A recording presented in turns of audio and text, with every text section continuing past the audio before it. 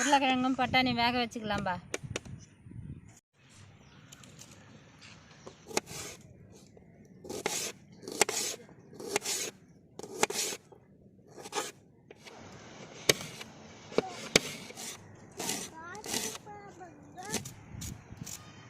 வெந்துச்சுப்பா, இறக்கலாம்பா. இன்றைக்கி நம்ம சேனலில் வெஜ் பப்ஸ் செய்ய போகிறோம், வாங்க பார்க்கலாம்.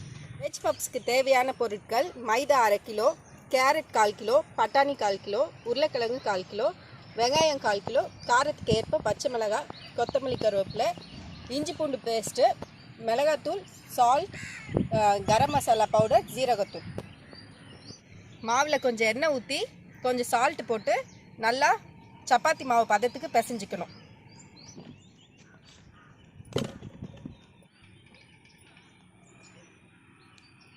சால்ட்டு தேவையான அளவு.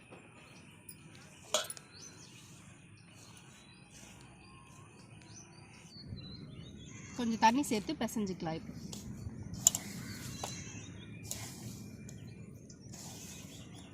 மாவு நல்லா பிசைஞ்சாச்சு. ஒரு 5 நிமிஷம் ஊற வச்சுக்கலாம். கடாயை வச்சுக்கலாம்பா. கடாய் காஞ்சிச்சு, எண்ணெய் ஊற்றிக்கிறோம். எண்ணெய் நல்லா காஞ்சிச்சு, சீரகம் போட்டுக்கலாம்.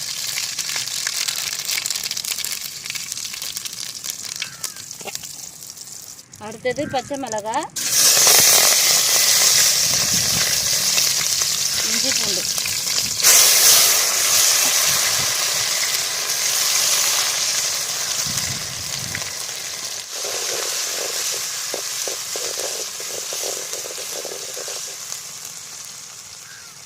வெங்காயம் போட்டுக்கலாம்.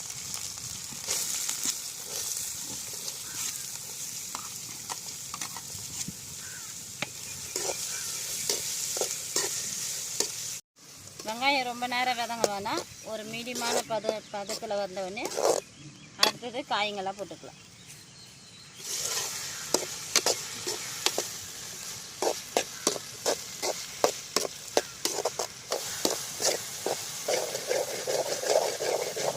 வெங்காயம் நல்லா வதங்கியாச்சுப்பா. கேரட் போட்டு வேக வச்சுக்கலாமா.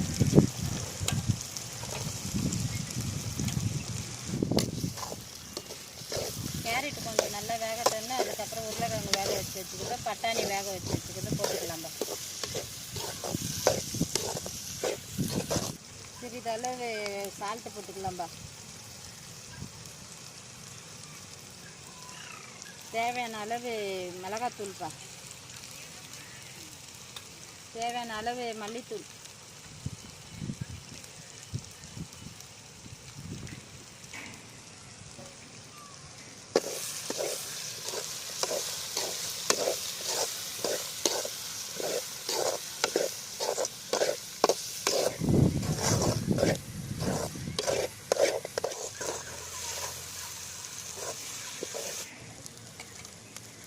பட்டாணி போட்டுக்கலாம்பா.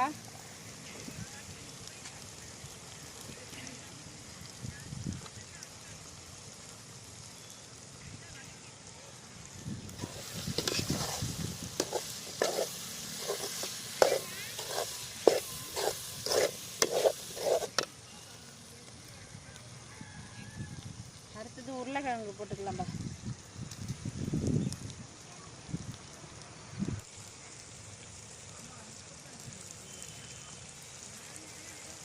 நல்லா நசுக்கி போகணுமாம்மா?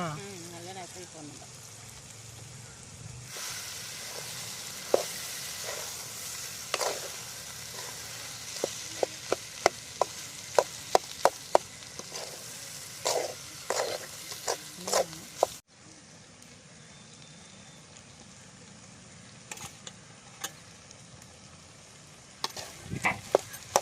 பப்ஸுக்கு தேவையான மசாலா ரெடி ஆயிடுச்சு. கொத்தமல்லி தூவி இறக்கிடலாம்.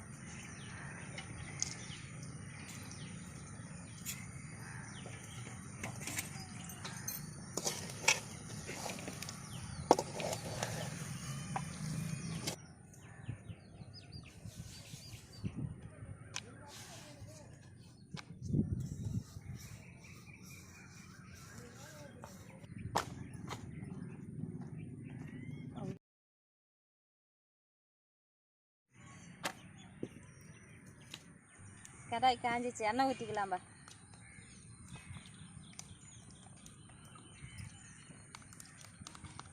மைதா பேஸ்ட்டை இந்த ரொட்டி மேலே வச்சு நல்லா ஸ்ப்ரெட் பண்ணிக்கணும்.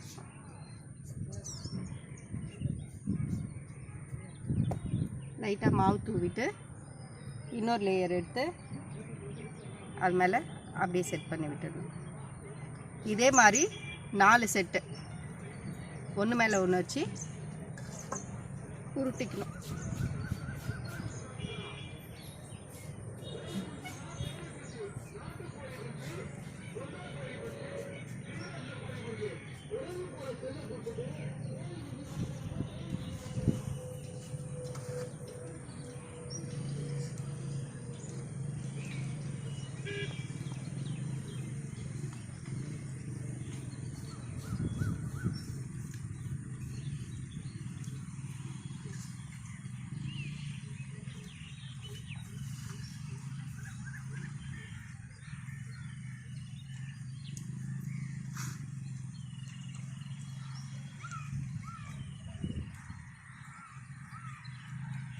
அதான் இது லாஸ்ட் ஒரு பீஸ் வச்சுட்டு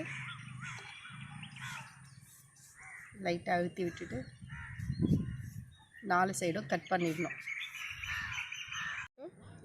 கட் பண்ணி எடுத்துடணும்.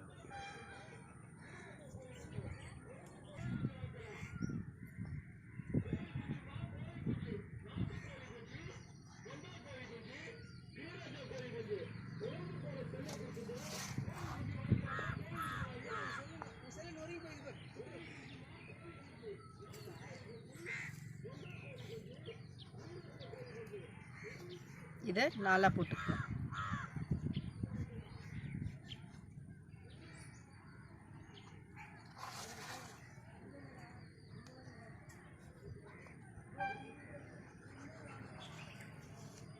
இப்போ இந்த ஒரு லேயர் தான் நம்ம உருட்ட போகிறோம்.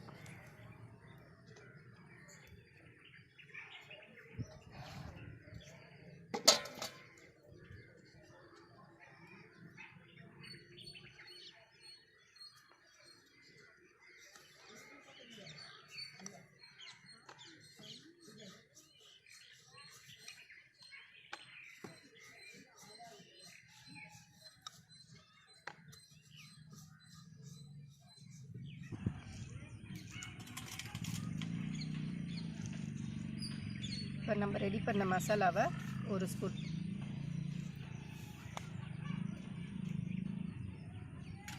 வச்சுட்டு ஃபஸ்ட்டு லேயர் இந்த சைடு 2த்தையும் எடுத்து ஒன்று மேலே ஒன்று வச்சு ப்ரெஸ் பண்ணிடணும். அதே மாதிரி இந்த பக்கம் ஃபோல்ட் பண்ணிவிட்டு திருப்பி அதே ஆப்போசிட் சைடு எடுத்து ஒன்றா சேர்த்து ப்ரெஸ் பண்ணிவிட்டு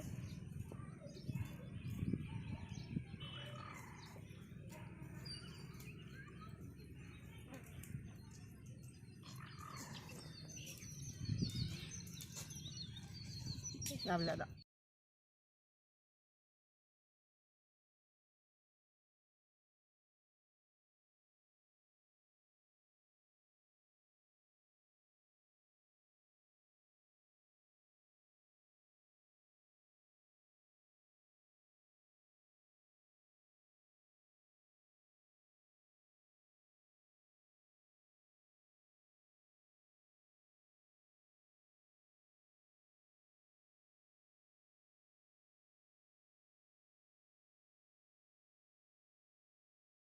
அவள்தான் எல்லாத்தையும் மடித்து ரெடி பண்ணியாச்சு. இப்போ எண்ணெயில் போட்டு பொரிச்சு எடுத்துக்க வேண்டியது தான்.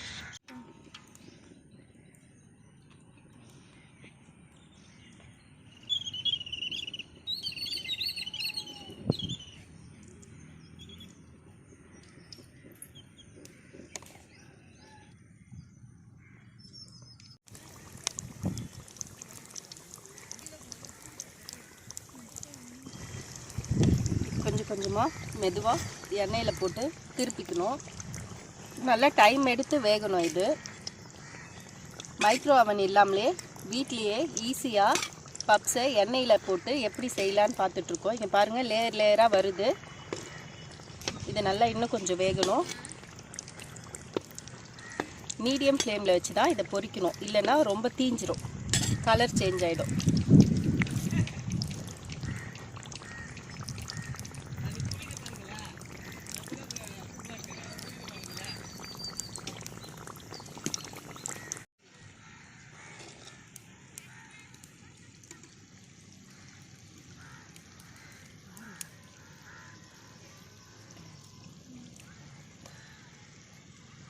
ரெடி ஆயிடுச்சா? ரெடி ஆயிடுச்சுப்பா. அவள்தான், எல்லாம் நல்லா ப்ரௌனிஷாக ஆயிடுச்சு. எடுத்துடலாம்.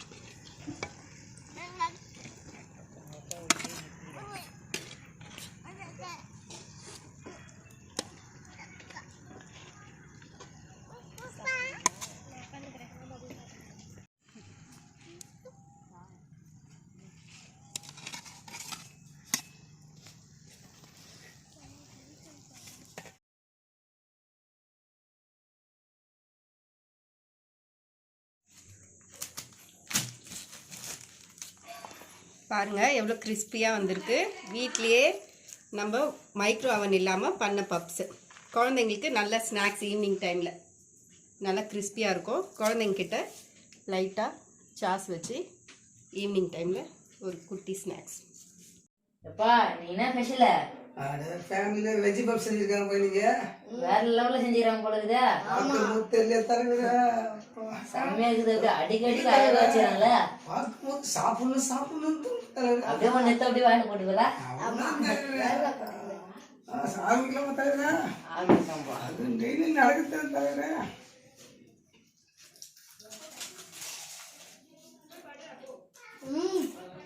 சமைச்ச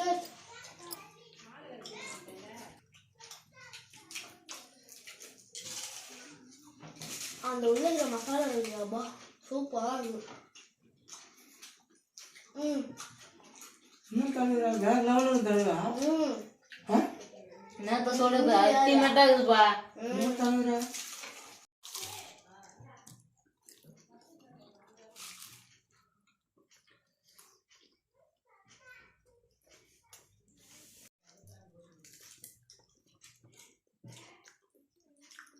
பா இதெல்லாம் பார்க்கும்போது சாப்பிடும்போது அல்டிமேட்டா இருக்குப்பா. நீங்க பார்க்கணும்னா ட்ரை பண்ணி பாருங்க. ஆனா மறக்காம லைக் பண்றேங்க.